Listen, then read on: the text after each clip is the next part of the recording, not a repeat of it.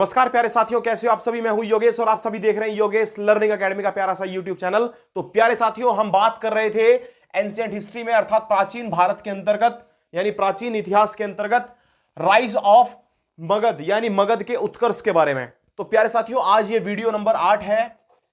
इससे पिछली वीडियो जो है वो आपको प्लेलिस्ट में नजर आएगी या फिर डिस्क्रिप्शन में आप उसका लिंक देख लेंगे, वहां जाकर के भी आप उसको सर्च कर सकते हैं। तो बहुत ही शानदार और जानदार वो वीडियो रही थी, उसको भी आप देख करके आइए, तो आपको ये और भी अच्छी तरह से बेहतरीन तरीके से समझ में आएगा। तो चलिए प्यारे साथियों, बात कर लेते हैं आज मगध साम्राज्य के अंदर एक और वंश के बारे में, अर्थात हम बात करेंगे शिशुनाग वंश के बारे में। इससे पिछली वीडियो में प्यारे साथियों मैंने आपको बताया था कि मगध पर राज करने वाले चार जो थे वो मुख्य रूप से 4 वंश रहे हैं। सबसे पहले आपको मैंने बताया था हर्यक वंश, फिर शिशुनाग वंश, उसके बाद प्यारे साथियों यहां पर आया है नंद वंश और फिर उसके बाद आएगा मौर्य साम्राज्य। तो दोस्तों, हर्यक वंश को मैं इससे पिछली वीडियो में आपको बता ही चुका हूं और इस वीडियो के अंतर्गत मैं आपको बताता हूं यहां पर शिशुनाग वंश के बारे में। इस डायनेस्टी के बारे में बात करें तो याद रखेंगे आप अच्छी तरह से 412 बीसी से लेकर के 344 बीसी तक, 412 बीसी से लेकर के 344 बीसी तक शिशुनाग वंश जो है वो सत्ता पर यहां पर रहा, मगध पर इनका शासन रहा। याद रखेंगे शिशुनाग जो है वो इसका फाउंडर है। शिशुनाग जो है वो इसका फाउंडर है किसका? आप कहेंगे शिशुनाग वंश का। याद रखेंगे शिशुनाग जो है ना 412 ईस्वी से लेकर के 394 बीसी तक, 412 बीसी से लेकर के 394 बीसी तक जो है वो गद्दी पर बैठता है। और इसके बारे में कहा जाता है कि अवंती पर आक्रमण करके इसने प्रदोत वंश का क्या कर दिया था? अंत कर दिया था पूर्ण रूप से। आपको इससे पिछली वीडियो मैंने बताया था कि किस प्रकार से बिंबिसार ने मैत्रीपूर्ण संबंध रखे किसके साथ में? चंद्र प्रदोत के साथ में, जो कि अवंती का शासक था। लेकिन दोस्तों, अवंती पर आक्रमण किसने किया? आप कहेंगे शिशुनाग ने। अवंती पर आक्रमण करके यहां पर जो प्रदोत वंश था उसको पूर्ण रूप से समाप्त कर दिया और कुल मिलाकर के अवंती को अपने राज्य में अर्थात मगध में शामिल कर लिया। और इसने क्या करा दोस्तों? इसने अपनी जो राजधानी थी यानी कैपिटल जो थी, ही shifted his capital from Pataliputra to Vaishali. और इसने अपनी राजधानी जो है वो पाटलिपुत्र से, पाटलिपुत्र मैंने आपको बताया था पटना में पड़ता है, पटना जो है ना आज का, उस टाइम पर इसी को पाटलिपुत्र कहा जाता था। तो पाटलिपुत्र से वैशाली इसने शिफ्ट कर ली। वैशाली पहले क्या हुआ करती थी? अवंती की राजधानी हुआ करती थी, अब यह मगध की भी राजधानी हो गई। क्यों? क्योंकि मगध का अधिकार हो चुका था अवंती पर, इसलिए वैशाली पर भी अब मगध का ही अधिकार था।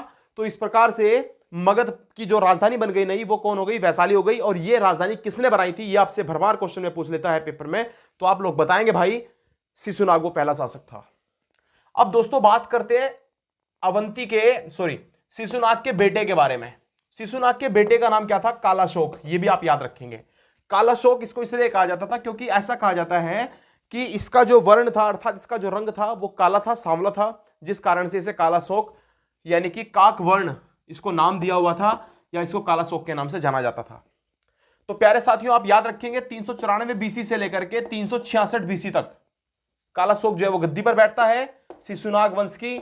और मैंने आपको बताया ऑल्सो नॉन कालवर्ण, और ये काकवर्ण के नाम से भी जाना जाता है। इसी के समय पर दूसरी जो बौद्धिस्ट काउंसिल हुई थी वो इसी के समय पर हुई थी वैशाली में। किसके समय पर? आप कहेंगे कालाशोक के समय पर, 383 बीसी में हुई थी। मैंने आपको बताई थी कि पहली जो 4 जो बौद्ध संगतियां हुई हैं, 4 काउंसिल हुई हैं, उनमें पहली 483 बीसी में हुई थी, दूसरी मैंने आपको बताई थी 383 बीसी में, जबकि इसके बाद तीसरे नंबर की 251 बीसी में, और जबकि बात करें आखिरी वाली जो हुई थी वो पहली शताब्दी के अंतर्गत हुई थी। तो इतनी बात भी आप अच्छी तरह से जानते हो। इसके अलावा प्यारे साथियों, मैंने आपको बताया था कि ये जो कालाशोक है ना अभी ये दोबारा से अपनी राजधानी कहां पर शिफ्ट कर लेता है? ये वैशाली से फिर से पाटलिपुत्र में अपनी राजधानी को शिफ्ट कर लेता है। अच्छा जी, ये लास्ट रूलर की बात करें अगर हम, शिशुनाग वंश का आखिरी जो राजा रहा, आखिरी जो शासक था वो कौन था? नंदीवर्धन। ये भी आप याद रखेंगे, नंदीवर्धन इसका आखिरी शासक रहा है। इसके बारे में और ज्यादा जानने की आवश्यकता हमें नहीं है। अब दोस्तों, इस नंदीवर्धन की हत्या करके यहां पर जो महापद्मानंद है, जो कि सचिव हुआ करता था, सेक्रेटरी हुआ करता था, किसका? नंदीवर्धन का। ये नंदीवर्धन को मार देता है और मारने के पश्चात नंदवंश की क्या करता है? स्थापना कर देता है। यानी अब मगध के ऊपर जो नई डायनेस्टी आई है उसका नाम क्या रहेगा? आप कहेंगे नंदवंश। याद रखेंगे इसका फाउंडर कौन है? महापद्मानंद। महापद्मानंद जो था यह पहला शूद्र रूलर था, पहला शूद्र शासक था। याद रखेंगे कब से कब तक? 344 बीसी से लेकर के 323 बीसी तक यह राज करता है। कौन? आप कहेंगे महापद्मानंद। याद रखेंगे मगध का सबसे पराक्रमी शासक भी इसी को कहा गया है।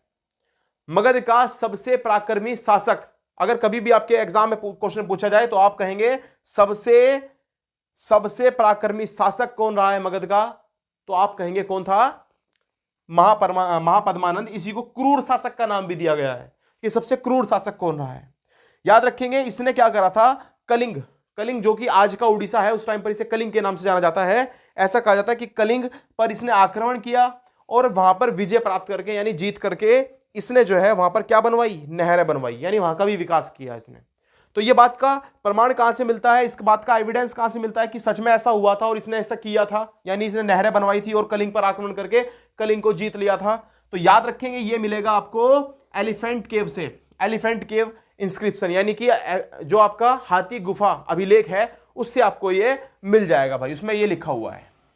अब प्यारे साथियों बात करें आखिरी शासक की, तो आप याद रखेंगे ये जो महापद्मानंद था इसके 8 बेटे थे। कितने बेटे थे? आप कहेंगे इसके 8 बेटे थे। इन 8 बेटों में से लगातार एक बेटे के बाद एक बेटा राजा बनता रहा और आखिरी में आखिरी शासक जो रहा, यानी कि जहां ग्रेटेस्ट रूलर कह लीजिए और लास्ट रूलर कौन रहा है? आप कहेंगे घनानंद।